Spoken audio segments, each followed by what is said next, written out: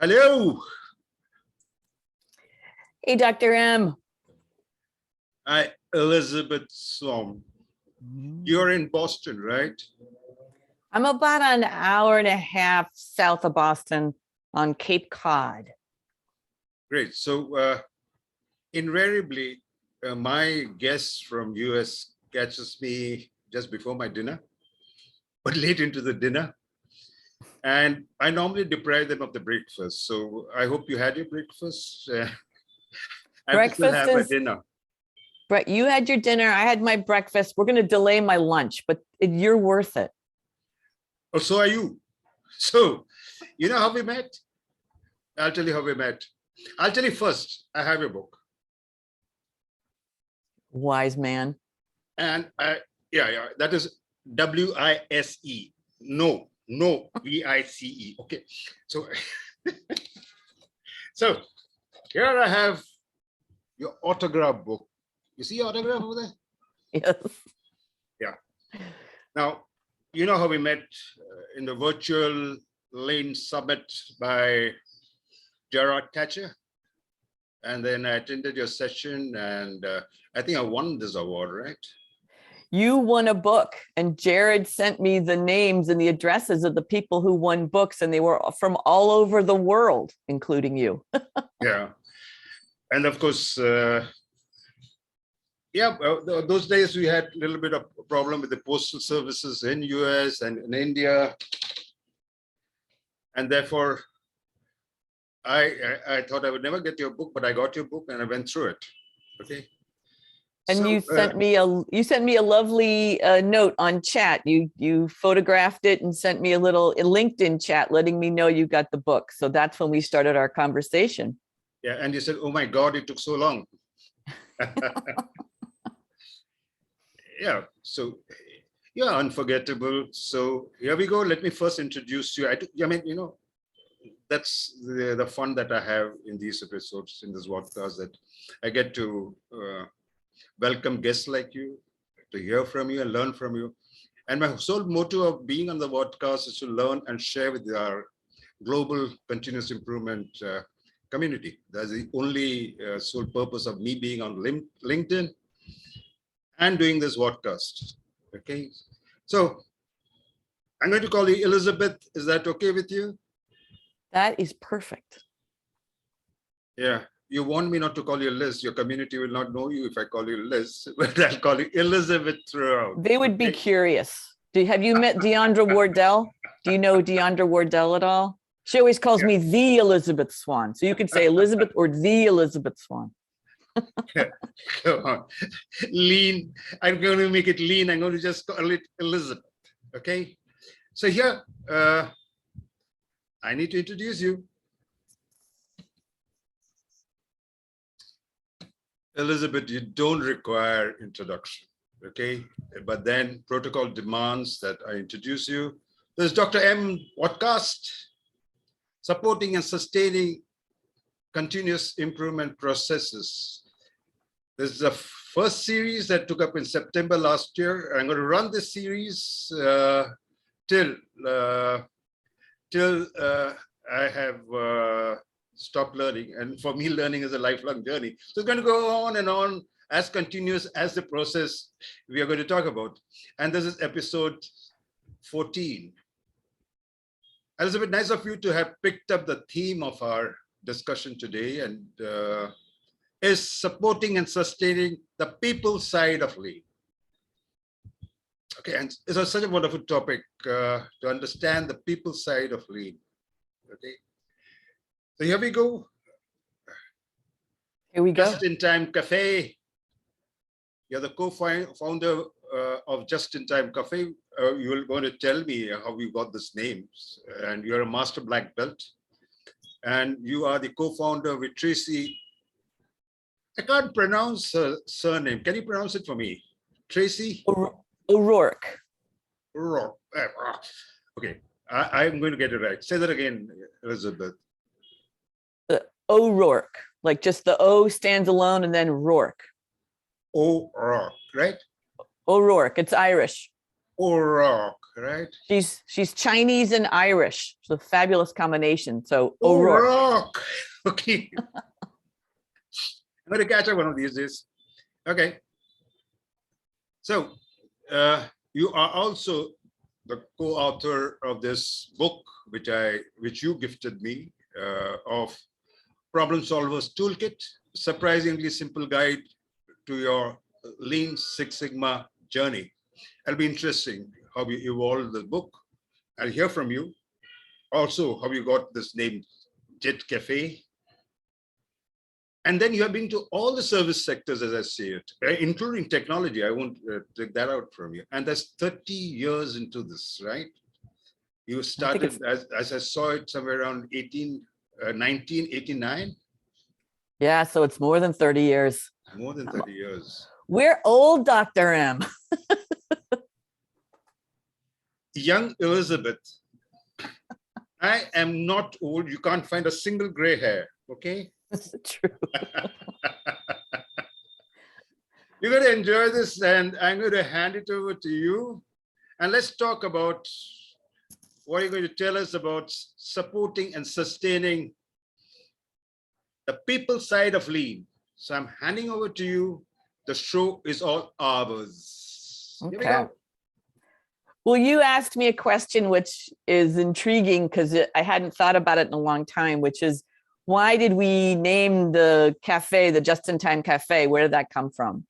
And I realized it goes back to the beginning of my continuous improvement career with a firm called Rath and Strong, which helped Japan recover after World War II and had, set up production. And there was a consultant there who had just published in 1988 the book Just-in-Time Breakthrough, implementing the new manufacturing basics. His name was Ed Hay. So he was a real big time thought leader, and he taught a lot of us, no matter what level we were in the organization. If you can imagine, when I began, I was very low down in the organization, but he was happy to talk to any of us. And he showed me videos, and he got me so intrigued. So I think he was one of the original people that sparked my interest in what is now everything Lean. And the other aspect, the cafe, is this idea that we wanted to create a hub, right? A place where people would come and hang out and enjoy and learn from each other, just like you've created this lovely platform to share learning and to keep yourself, as you say, in your lifetime of learning. So that was the combination, was the spark of... Since you said that you learned the basic 30 plus years ago, the basics. I'm a strong advocate that this is the right time to go back to basic, because everything has been, well, I'm not going to use any words at this point of time. It's time for us to get back to basic, Elizabeth. So let's hear your part of it. I'm with you. Let's go back to basics. I like that, Dr. M. And I'm a big fan of basics. And I think if we go back and I think about, the book, the catalyst that formed our conversation and brought me into your vodcast, the reason that we wrote that was because we wanted to give people basics and just say, here's just 35 tools. There's hundreds of thousands of tools. Here's just 35. And here's the basics. Here's how you could just bring yourself from beginning to end with a project. And we did it in the style of a road trip, right? So we said, you're on a journey, and let's say it's a road trip. So you're on this road trip and you've got a toolkit, right? You bring in your toolkit in your car. Now you're going to hit some potholes. I don't know how many potholes there are where you are, but you're going to hit potholes. They can't keep the roads completely. So how do you deal with those potholes? And then we gave people detours, like here's how to get around this pothole that you might hit. And then we also said, maybe you want to do some sightseeing, right? Like you said, we want to get back to basics, but there's more, there's so much more out there. And if you're a lifelong learner, maybe you want to go and delve deep into this topic. It's really captured you. So let's have some sightseeing. And that book resonated with a lot of learners, and what they came back to us with is that the thing that mattered most to them, well, it was the potholes, right? The potholes and the detours. They really appreciated being told, here's how you might mess up. Like there's lots of toolkits and tool books saying, here's how you do this. Here's how you do that. But there wasn't a lot of them that said, and here's how you might go wrong. So they really like just us pointing out, we've seen this, we've seen this, we've seen this, and then here's a detour. Here's how you get around that. So based on that, it caused me to do, and it's now, it was November of 2020, November of 2020, I started writing every week the things I learned in the past 30 plus years that were where we got tripped up. And it was always around what we talk about as the people side of lean, right? Human beings, what's the human factor in all this? Because, you know, the methods, there's so many books out there on, you know, the nuances of PDCA or, you know, just different tools, different concepts, different methods, and we can get it. But then we know as human beings, we're going to have certain inclinations and what happens with that. So I started writing every week, and I started bringing some kind of an illustration to it. In my family, there's a lot of fine artists. There's painters and sculptors. My father taught at the Museum School of Fine Arts in Boston. He's taught sculpture and art history. And my mother is a very storied painter in galleries, and same with my sisters everywhere. One of them taught pottery for years. So I am not the artist in the family. I'm the redheaded stepchild. I don't know if you have that term in your culture, but I'm not the expert. But I would bring a simple drawing to try to, once again, using our term, get back to basics. What is the basic issue here? And try to get an image that would capture that, issue.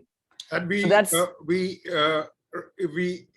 evolve the story, as you said, around the people, because it's the people who's taking the vehicle on this beautiful journey that you narrated, and they're the people who are facing the portals, and the people who are using the tools, and the people who are curious about what is there for the sightseeing. So let's hear your story further. So the like I said, what resonated was, you know, how you go wrong. And I realized back again to the 30 plus years, I have all these stories, right? I've worked in healthcare. There's stories from being in a hospital.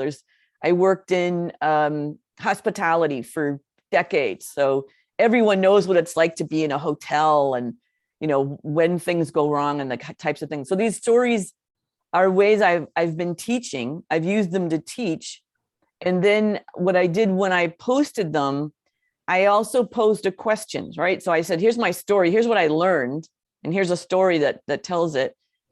And then I asked other people, like, what do you do? When you get faced with this problem, what do you do?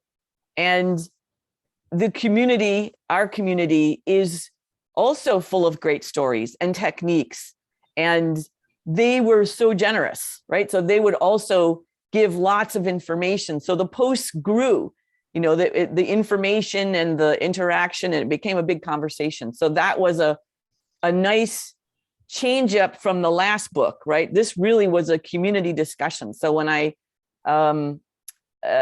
recently thought, well, I'd love to pull these together as a reference, then a publisher in our community offered me a book deal, said, hey, well, let's pull this together into a book. So that's where I am now. I'm thinking, how does this come together? Because I want to include what I would call the wisdom of the crowd, right? So all the people that have contributed. So that's where it came from. How about I give you an example of one? You want to see one? Sure. Okay. So let me go and share. Okay, so this one, and this was a firm that I was a leader in, right? So this is someone who's helping me set up, right? And the caption here, or the point here, is this person immediately assuming that they should shoulder blame. And I think that's a topic you've probably heard a lot of our colleagues talk about, right? You don't want blame in a culture. If there's blame, then people are afraid to surface problems. Yep. And if you don't see problems, you can't do anything about problems. Mm.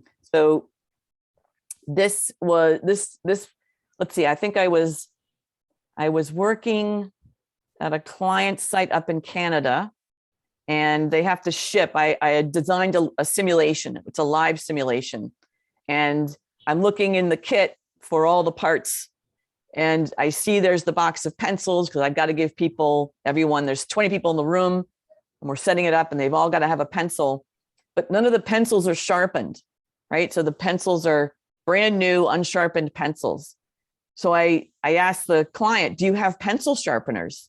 Hmm. And so she's searching up and down, trying to find if anyone in the not floor has pencil sharpener. Anyway, they can't find it delays everything, right? So they finally found it. Somebody brings a sharpener down. We all sit down. We sharpen all the pencils. We get rolling. Okay, we can do it. So then I had a company meeting the next week, pulling it together, and I let them know this happened. With the team, I let them know. Now, I was a very young member of the team, so he was actually maybe still a teenager. He was 18 or 19 years old, and he had packed the book, right? He had packed the box to send to Canada. And he said, oh my goodness, I'm so sorry. I messed us all up, right? And you were disappointed and the client was disappointed. And I said, well, wait a second. Let's look at the instructions, right? Your packing list. What does it say? It says, pack as many pencils as there are participants. Okay. Does it tell you to sharpen the pencils? He said, no, that's not listed. So there's no step there to do anything about it. You just put a box of pencils in there, and the boxes on hand happen to be unsharpened pencils. So either we're buying the wrong things, or we're not giving you. I said, we didn't give you the tools to get this right. And he said, well, that's a really interesting way to look at it. Like that it was somehow our fault that we didn't set him up for success. And I realized, even though, we're a firm, we were dedicated to process improvement, we somehow had people expecting that they would be blamed, right? I got two takeaways from this, if I can share with you, right? Please. One is being a student of Deming, and I'm still studying Deming. One thing that clearly comes out is drive away fear. Okay, that's one thing that I can take. The second thing is the importance of standard work instruction. Because I'm a Gemba guy, okay? I am a Gemba guy. So the first reflected is that he didn't get the standard work instruction, and we have not driven the fear away from you. Am I right in interpreting it right? You're absolutely right. Those are the exact two things that are the takeaways. One, the standard work was not correct, right? It did not give him the right instructions, right? And the other one is that it's our job as leaders to drive fear out of the organization. So my job right then, and I owned it, was to make sure he knew that's on us, not on you. And so then I'm hoping the next time he sees something wrong, he's very comfortable saying, hey, maybe this standard work isn't right, or maybe this needs correction, right? And so I realized, but that's our job as leaders. And I remember feeling it right then. It was very easy. I see how it happens where people say, yeah, next time, make sure you sharpen those pencils, right? You could just. So true. And then he will never hide anything from you. Never hide anything from you. Is that right? The goal is just that he never hides anything. You want him to feel comfortable that way. Do you ever follow Richard Sheridan? He wrote The Chief Joy Officer. No, I don't. No, I've not read him. Wonderful leader. He runs Menlo Innovations up in Michigan, software development firm. But he said your job as leader is to, his job, he realized it was remove fear, remove all fear. And just like you said, that goes back to Deming. That does, joy of work. It goes back to Deming. So this one, go ahead. But I'm a very quick learner. I don't have anything to filter. You see, it goes straight into my head. There you are. Well, I'm glad you filtered that. But people resonated with this because they realized they had opportunities where they could have done this, right? They could have owned it as a leader, like that's on us, and they didn't do it. So that was a helpful one. Well, that's good. So this one, people engaged in. Let's see if I can bring up another one for you. Okay, this one, I don't know if you can see it. It's a, yeah, I it's can. a, Yeah, I can. so this is a to-do list. Yep. And it is, it's a home project, right? So we're gardening. And my husband and I did a Gemba walk of the yard, right? What needs to be done. We're going to have to, weed, fertilize, transplant. There's all kinds of things to do. Now I put next to every to do, I wrote a little box, right? And when I'm done, I check the box. But then I noticed that when he's coming back and having done something, he just crosses the whole thing out. It happens. Now, it happens. So again, back to this topic, this is standard work, right? How do we deal with a to-do list? Now, I'm the process improvement person and he's not, but he's certainly, it's human nature. We all make to-do lists. We have ways of understanding if we've gotten our work done, right? And I said to him, I carefully set this up, right? I put the boxes there. How come you're not just checking the box? And he said, I want, it's a better visual for me and I get a certain satisfaction from crossing it out. Like maybe it's dopamine. I get a dopamine hit from crossing that out and thinking, it's gone. Yep. Done. And I was frustrated because I said, well, sometimes you cross it out. I can't see it anymore. I don't see what we did. I need to be able to see what I've accomplished. I like to know, like that feeling of accomplishment. I want to see the things and he's crossing them out on me. And so how long did you take a week to reconcile with him? You didn't speak to him for a week? I'm sorry for that. He's luckily, he understands that he'll always say, he doesn't know what I do. One time he asked me, what's PowerPoint? Like this world is just not his world at all, but he understands, he likes improvement. He likes making things better. So he'll say, if I can use this term, he'll say, let's Lean Six Sigma the shit out of this. Like we could do this, whatever that means, let's just do it. So this, I put this out to the community and I said, there's a few things going on here. Number one, some of them said, oh my Lord, I never bring techniques home. I never bring work home, right? I would never try to explain standard work to my spouse. I just wouldn't even touch it, right?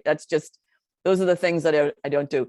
But other people did say, they were saying you have to agree, right? If this is back at work, you got to agree. Why are you using the list this way? And why am I using the list this way? Because we got to come up with a standard way to run this, right? But listening to the other person, trying to understand what do they bring into it. You can't just assume your standard work is the best, right? My way is the best. Like why do I think so? Why, I need to listen to other people to see what's your way, because that way we come up with a current best way, right?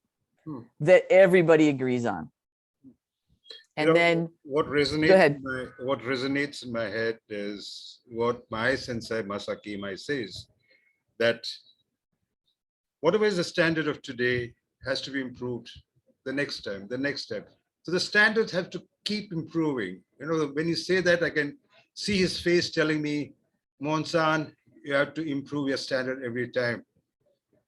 Yep, yes. So, and we learn from these small mistakes and we improve every time. Yeah. And I like what you just said. And it's the reason I adopted Jeff Laker's term. He did it in his most recent Toyota way to service excellence. And he calls it the current best way. Yep. He shies away from best practice. If you say best practice, then it's done. The status quo. So I appreciate that. And then the other thing that came out of this was someone said what they liked is creating a square and maybe a circle and then dividing it into 4, because maybe you didn't weed all the plants. Maybe you did a quarter of them. Maybe you did a half, maybe you did 3/4. So that gave you even a bit, like I learned a better visual. I don't know if I can convince my husband to do that, but I love the fact that I got a new technique by posting this. So back to the wisdom of the crowd, which I really appreciate. You know what, since both of us have put 30 plus years in the Gamba, I can straight away relate to the Gamba, is that the best way to learn many of this improvement of standards, etc., is to ask the frontline operators and the frontline supervisors about their experience and learn from them. Now, I'm not, you were the leader there and your hubby was the frontline worker, ma'am. Yeah, no, it's, yeah. And obviously this was at home, but the same thing at work, right? So being open, being ready to listen, right? Because otherwise it doesn't get sustained, right? If we don't have agreement on how this works, then it disintegrates, right? Half the group here, half the group there. Now you've got something that we don't have a standard. And if we don't have a standard, right, then we can't improve. They may even agree with you face to face, but they need not follow what you've done. Right. Right. Yeah, this was a good one. Okay, so let's see. I lined up a few for you to see if we could. What's this one? And so I get carried away when you narrate all these things, and I reflect on my experience. So at times, you know, great. Good. That's what it's supposed to cause reflection. This one had to do with this idea that people have that they have to take everything on, you know, that it's up to me. And it might be that they feel that responsibility, or they feel that they're the only one that has the right skills, or that they don't want to bother other people, right? And I see this a lot. Well, I just get it done. I'll set this up. I'll figure out the standard work. I will, I'll redesign the process map by myself. And when you do that, a couple of things happen. Number one, if people don't get engaged with you, right? So they don't feel any connection to what you're doing. And this might result in not being interested in what you have to say, right? So if you've done it all by yourself and people don't have a connection to it, and then you say, okay, here's the new method, they might go, I like the old method better. It also means you haven't raised anybody else's skills. True. Right? You've provided all the answers, you've done it. Now nobody got a chance to flex their own muscles, right? Even if maybe you were better at it than them, maybe you would ultimately have done the better job, but now you haven't trained the other person. Now you haven't got a growing cadre of problem solvers. Like your job is to delegate, refer authority is the term I like. Refer the authority to somebody else, right? You need to figure out, talk to people, understand why this isn't working. I'm referring the authority to you. You get to go to the Gemba or take it on. So it's an instinct sometimes, do it yourself, but have you really thought about, are you the right person to do it? I like this, because you have not gotten the buy-in from them. So, and then it reminds me, when the parents do that to the children, that they set everything right without even getting the child aboard, and they don't have a buy-in from them. Although they may have a better idea than yours and say, I'm supposed to do this work, so can I do it this way? I mean, they're not open to that suggestions too. Right. And then there is so much of load on the gentleman or the lady who has devised this that nothing should go wrong, and they will defend it and put the blame on the others. Yeah. Am I reading it too much into it, or I'm just introspective? No, I think you're reading in all the ways this goes wrong, right? And if you don't step back and ask, who all should do this. It doesn't have to be me. And it really shouldn't. There's many times it shouldn't be me. Like, to ask that question first. Should I be the one to do it? And if you don't ask that question, then you miss an opportunity for supporting, right, a continuous improvement culture. You miss an opportunity to help it grow. Great. And lots of other things, as you notice. Okay, so that's one. Let's take a look at another one. This one was boiling the frog. So this, and you said you talked about this recently, right? Oh, actually, I put a post of, I mean, that was way back about a year or so. It's called the boiled frog. The same, I mean, I understand this, but I would like you to talk to me, your version of it, because there are many versions of it. Let's hear you, Elisabeth.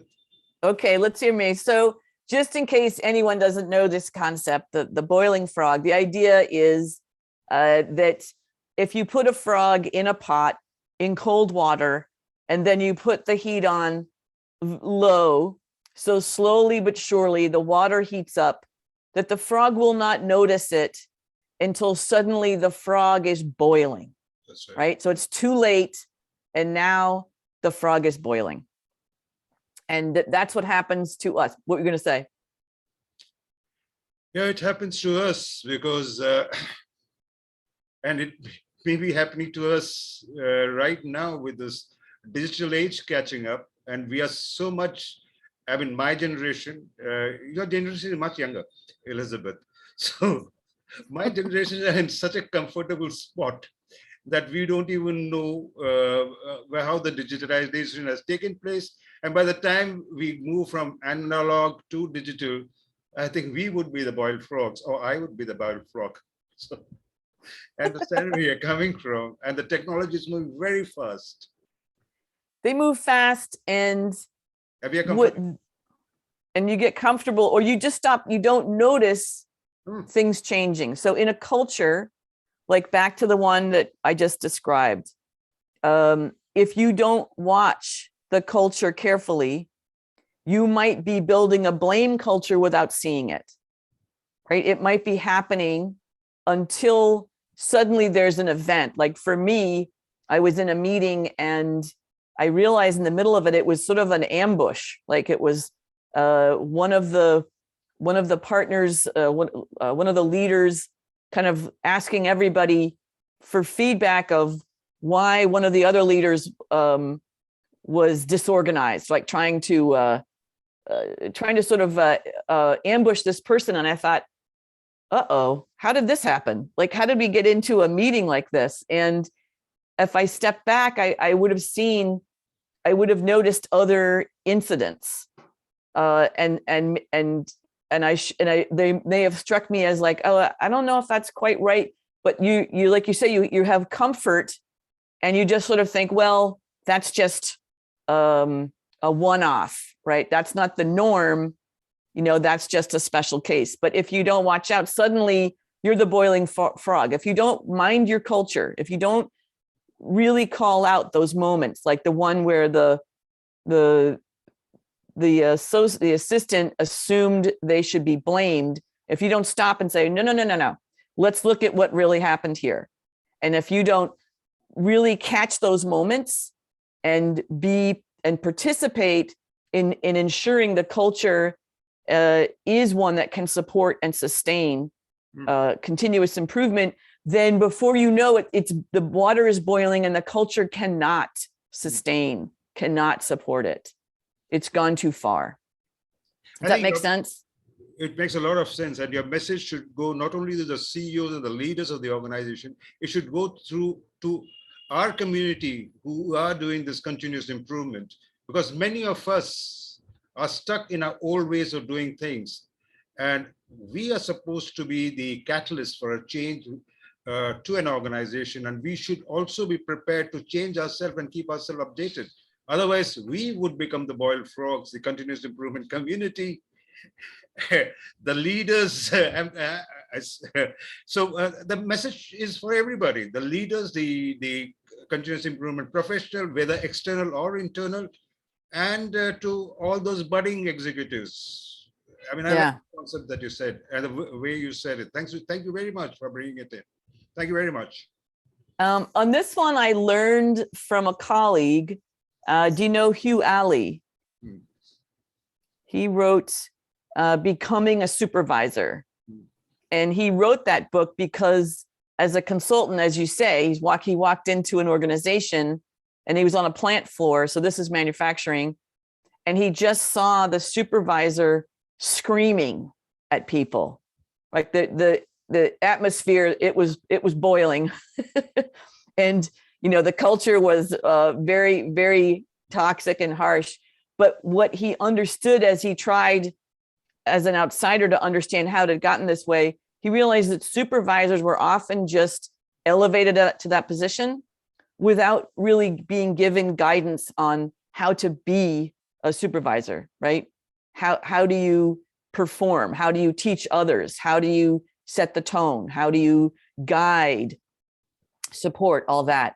So seeing cultures like this, as you say, as an outsider, helped him see, there's a gap. People need this instruction. They need standard work for being a supervisor. Okay, so that was part of the wisdom of my crowd. Let's look at another one. So this one, and this, one thing I experience a lot, I work with new problem solvers, people looking to start their first improvement effort. And they are immediately, you know, they have a problem, they see the problem, they want to do some root cause analysis, right? I love the fishbone. I love just keep capturing all the things that you think might be causing the problem. And they often tell me, you know what the problem is? The problem is lack of training. If people just were trained right, they would do the process right, and we wouldn't have a problem. And I hear it often, and I think, is training really the problem? Because if you say lack of training is the root cause, then the only solution is training. So I worry when I hear lack of, because lack of anything just tells me, well, actually, this is a solution masquerading as a problem. You're just saying, if we had this, right? If we had this countermeasure, then it would work. And this is a story that I use to teach my my students, to help them sort of get a little bit of perspective. So I'll say, okay, so I was in this workout class, and there, every time we finished the class, and people had, you know, some people had water bottles that were thermoses, and some people had plastic ones. But at the end, she'd say to us, you know, I'm tired of pulling the recyclable bottles out of the trash, right? You have to put trash on the left and recycling on the right. And she kept saying, because so the problem was, you know, the recycling going into the wrong bin. And I realized that every class she'd remind us, and she loved us, and she was sweet, and she'd always smile, but she'd say, come on, people, remember, trash on the left, recycle on the right. And I thought, oh, she sees this as a training problem. We just need better training. But really, if you think about, let's go back to what the problem is. The problem is there's recycling in the trash bin. Now, are there some other ways to fix this problem? Maybe there's visuals. Maybe there's a label that says trash, recycle. Maybe trash is a black bin. Maybe recycle is a green bin with a big recycle symbol icon on it, right? There's all kinds of visual management. So if you look at it on the fishbone, instead of lack of training, and you said there's a knowledge gap, right? People don't know where trash goes. They don't know. Now, training could be a solution, but now there's a whole bunch of options. If there's a knowledge gap, we can fill that with lots of things. We could fill that with visuals. We could fill that with color, you know, and imagery and icons, and we could put standard work on the wall, right? So we have all kinds of ways that we could address this. So this is something I think that people like me, educators, deal with a lot, and it just helps people take a step back when they immediately go to let's train. And then when I put it out to the community, they said, let's see, Jamie Flinchbaugh, also another colleague of ours who just published a new book, People Solve Problems, which I really enjoyed. He pointed out, if training didn't work in the first place, why would retraining work? So this one started a very big conversation. I don't know if you've ever seen this one or if that resonates for you at all. It does. It does. It does. It does. The reason being, I'm not giving the reasons, right? So what I appreciate in this is there are many ways to share information, if information is what is being shared, whether it's a form of training or visual. It is how it becomes an instinct for you. I can understand a training for repetitive behavior, but I don't know how we use terminologies. That's why I resist using terminologies, because we think we know what it is. For example, education means something to me. A training is for repetitive behaviors for a specific task. Education would mean something else. So I take what you said. The minute you said education, I said, yes, that makes a lot of sense. Training is for this, but education it opens up a large avenue, and you can get visuals, you can get a lot of other things when you opened it up. And that's the way I have understood what you have said. Yes. Yeah. Open the door. Yeah. And you're right. People use the terms in different ways. But if you say there's a gap in our knowledge, yeah, then what would education look like? And as you're saying, education can come in many forms. Yeah. And what you want, like if I think about the workplace should answer questions, the workplace itself. Yes. You shouldn't need to go to different people and ask. You shouldn't be left with questions. The workplace should answer it for you. So how do we educate? There's a big open field for that, which is great. And I think that is, if we open it up like that, that's critical for having that open mind and having and sustaining the current best ways, right? To have people step back, get out of that zone of, thinking very small about solutions. So you want people to always be stepping back and saying, well, there's lots of ways to fill this gap. And that is a culture that's going to be constantly learning. What's a new way? What's a better way that we could fill this knowledge gap? And that's going to, so that's good for supporting that continuous improvement. Okay, let's look at another one.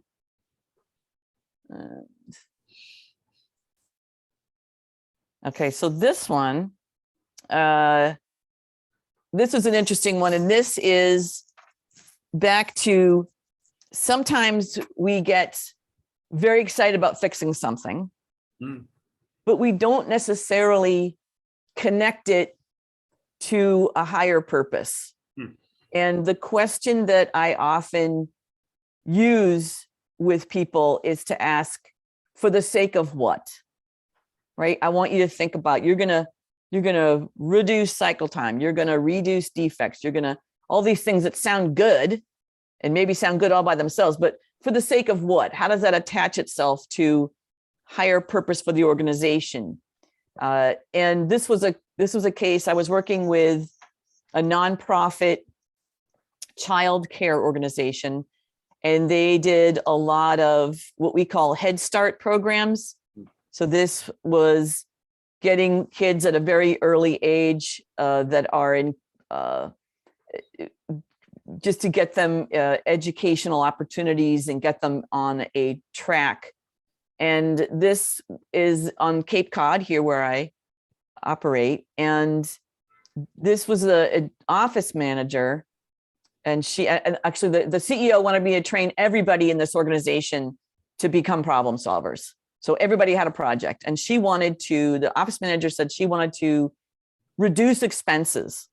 she said, it's really, it's doesn't seem like a very good process in our, I don't know what they should be, but it seems like we're spending a lot of money we probably shouldn't. So we said, okay. And she started working on it, and she saw that, there's a lot of different child care centers, and she saw some of them had dishwashers right in the center, but people were still ordering paper plates and plastic dishes and plastic utensils, right? Even though they could wash right at the site. And she saw lots of phones that looked like there was no activity on them. The cell phones, when she got the bill, like that they maybe hadn't turned the phone in and had left the organization, or had turned it in or weren't using it anymore. So she saw waste there. And she saw we weren't ordering from any one distributor. People just could get access to the company credit card. And when they needed supplies, they just ordered them from wherever, right? Amazon, we know how that works. So she started experimenting. She said, well, if I can order this soap in bulk, for all the different daycare centers, then I'll lower the price. It'll be much cheaper. So she did that, and she went to one of the leadership meetings, and there was a lot of teachers there, and they all said, why did you change the soap? I don't like the smell. I don't like this new soap. This new soap it's irritating to me. Like this is not working for me. And she was blindsided. She thought, well, why all this? It's just soap. But she thought, well, what have I done wrong? And she said, she went to the CEO and she said, am I allowed to change how this process works? Like that they have to go through me to order things. They can't just order wherever. And she said, absolutely. I back you. You have my permission. I support you. You own this purchasing process. And she said, okay. But then she said, she felt bad. She felt like she's going to be at odds with these teachers, right? She's going to be saying, you can't order what you want. And already she's got a taste of it where they were like, I don't like this soap. So she said, am I just going to be in a battle with everybody? And they're just trying to do their jobs. They're trying to get these daycare centers to run. So she felt so terrible. And then she realized, wait a second. If we cut the expenses by, I forgot what the amount was, then we could afford the mortgage on a new daycare center. And that is one of our organizational goals for the year, is to be able to afford this new center.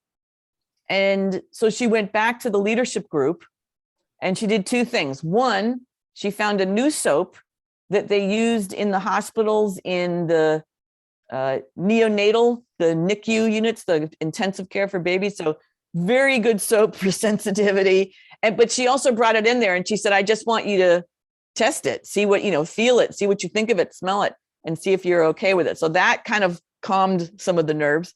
And then she told them this discovery. She said, if we could lower expenses, by this amount, we'll be able to afford the new daycare center. And that was good news for everyone, right? We're helping more children. This is part of our mission. And then she said, everybody switched. They all started giving her new ideas, like, new ways to save money. And they were sending her emails. She now had like collaborators. They were working with her. So what I ask people to do when they come up with an improvement idea, I always say, think about, for the sake of what, right? If you reduce the cycle time, if you reduce the expenses, if you reduce the defects, what happens? For the sake of what? And keep raising that up. For the sake of what? For the sake of what? Until you get somewhere where it really connects to organizational mission and things that matter to people. Does that resonate for you at all? Yeah, what I hear you saying is that when you put before a team a larger purpose, a larger purpose, and they automatically align to that larger purpose instead of silo way of improving, and there's a larger purpose, and then you gradually improve the purpose, the larger purpose. And for all you know, they will push you on for the larger purpose. Subsequently, having reached a particular purpose, they will push you on to a larger purpose. And you will get the buoyancy with that for the entire organization. That's the way I hear you say. Yes, and you used a great term. You said, move beyond the silo. Yep. Yeah, and that's critical. And even in tiny little firms, we have silos, 7 people. We already have a silo. You're marketing, you're operations, you're over here. And so this really helps you lift your head up beyond your silo. It also helps with not optimizing, this process at the detriment of the whole. So it helps you raise your mind up too, like you said, like bring it up until you get to the larger purpose. So I like that. And they don't, I mean, the way I hear you saying is, these silos, if they improve by themselves, not at the cost of each other when they're working for a silo. Yeah. And it's very interesting. It's very interesting. Yes, and that's true. And that's what I think we should be telling everybody. We should. Because all of us talk about it, but why do we forget when we go to the camp? It's easy to forget. We get, it's like, the forest for the trees. We are in with the trees and we have to step back and see the forest. And that's just a constant. You can't just do that once in a while. You have to be constantly stepping back to see the forest.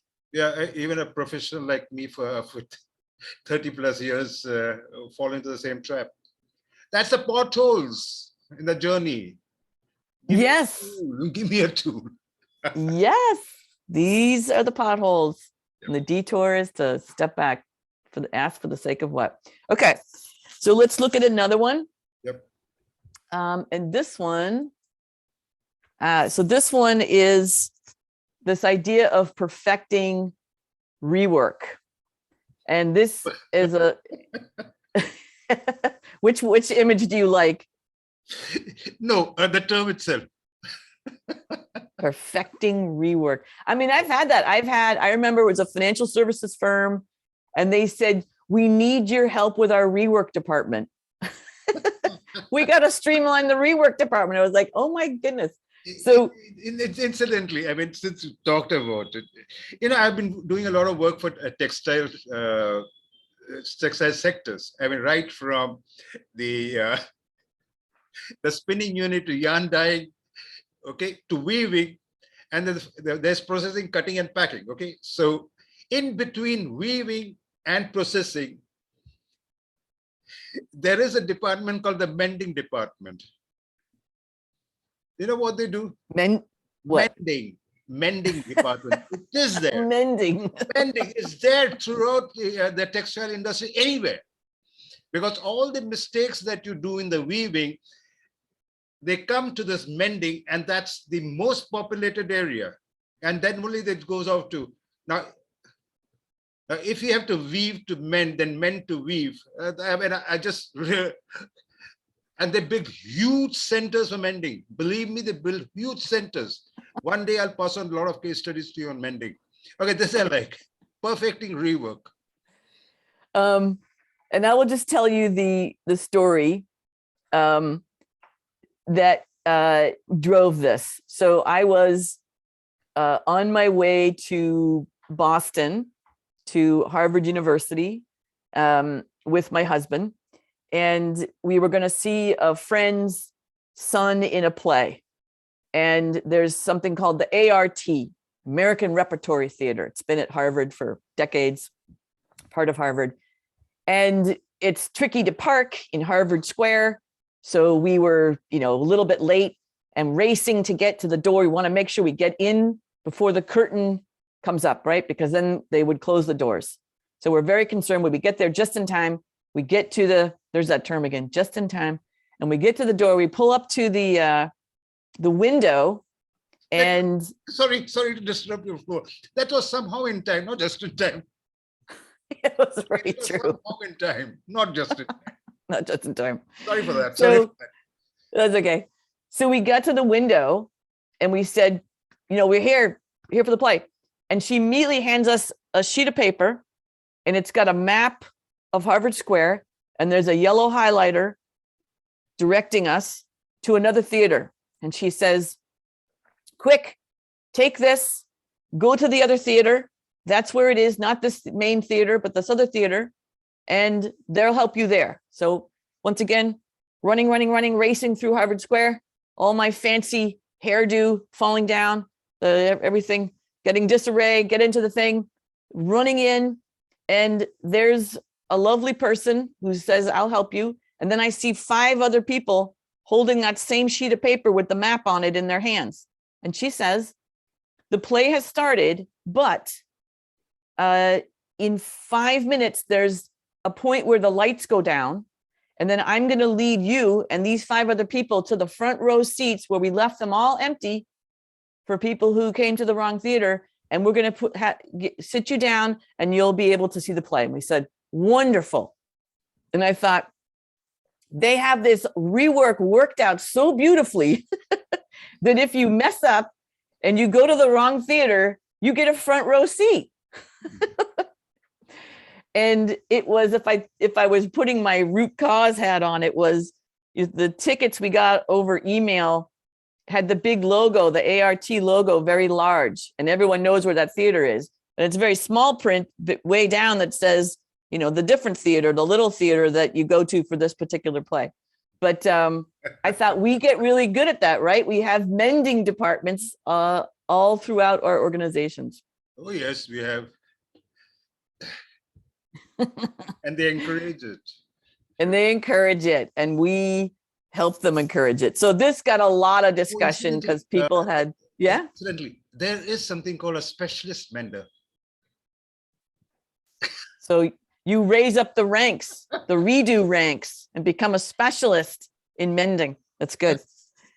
Anyway, I hope this gave you a taste of kind of what I'm pulling together for this book for these very human behaviors that get in the way of supporting and sustaining a problem-solving culture. And I'm very excited to pull it together. And if any of your listeners want to be notified when the book comes out, you can find me on LinkedIn. Connect to me on LinkedIn. It's Elisabeth with an S. My parents made me special by using an S instead of a Z, but it's Elisabeth Swan, and Swan's just like the bird, SWAN. But connect to me and I'll let you know.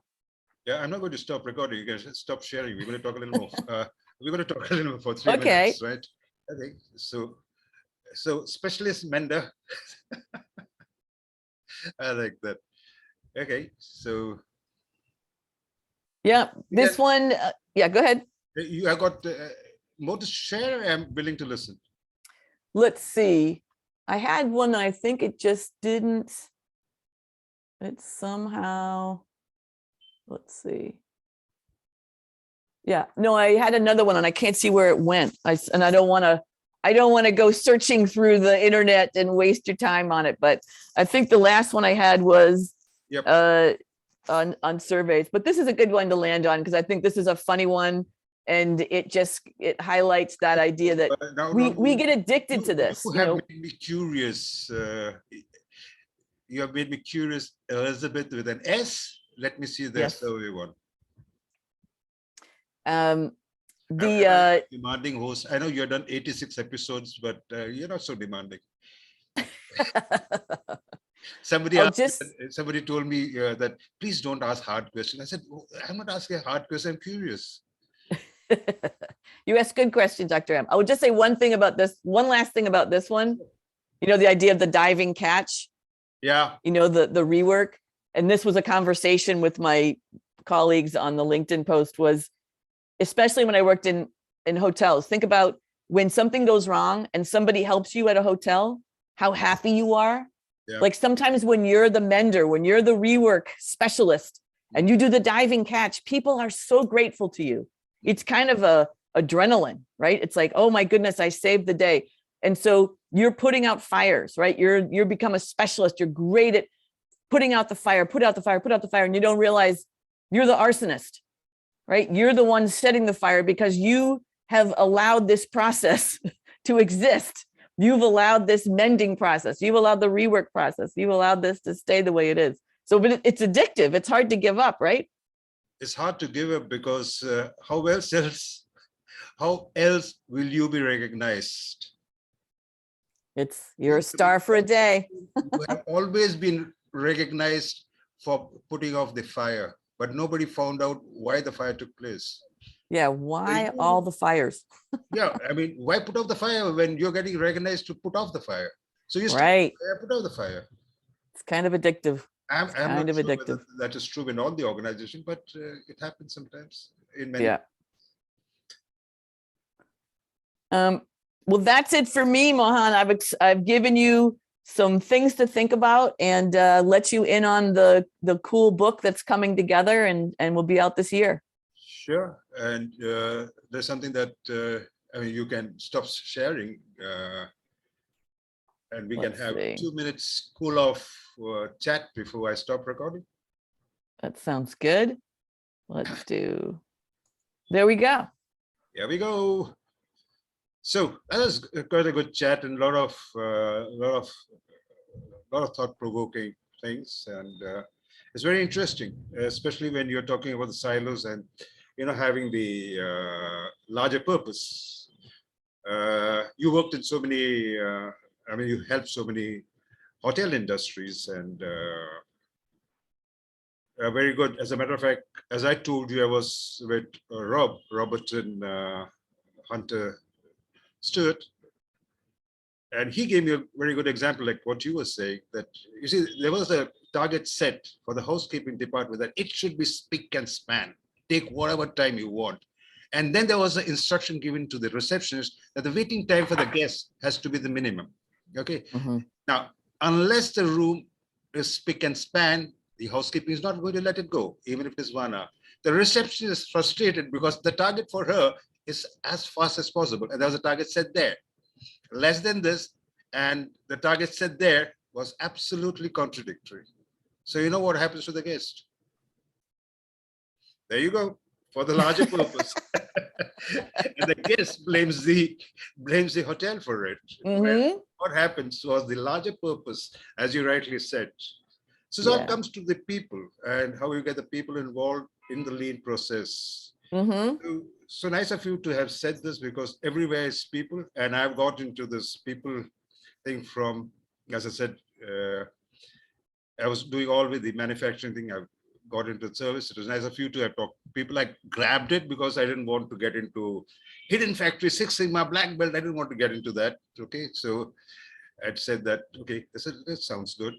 So right from the stakeholders and all what you're talking about, the surveys, etc., there's a, I mean, if you go to Deming, he will say that, look, get the customers, everything is all about people, your stakeholders, everything is about people. And how do you get these people aligned? And invariably, they won't be aligned. And there lies the importance of not only the leaders. I mean, we see a lot of leader bashing in LinkedIn, but I don't know how many leaders actually are present on LinkedIn. I'm saying it loud and clear. I'm saying it loud and clear. Welcome CEOs to LinkedIn. I'm saying loud and clear.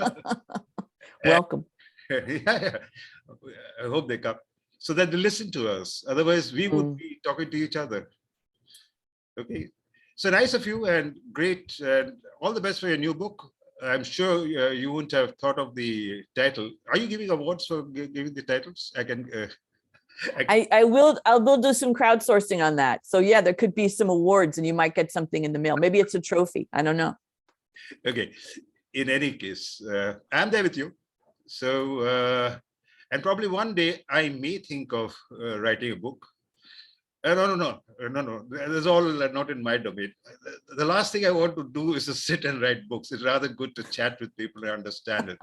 Okay. Take care, Elisabeth Swan, and my regards to Tracey. I will send them. And thank you for having me, Dr. M. Yeah, yes. In Jet Cafe, I thought we'll have coffee together with Tracey, and I'm going to dig it in so that Tracey hears about it. And I told you. That's okay. And my regards to her, and take care and stay safe. You too. Okay, enjoy yourself. I'm looking forward for your book. Thanks, Dr. M. Bye-bye. The guest goes first. And I'm going to stop recording.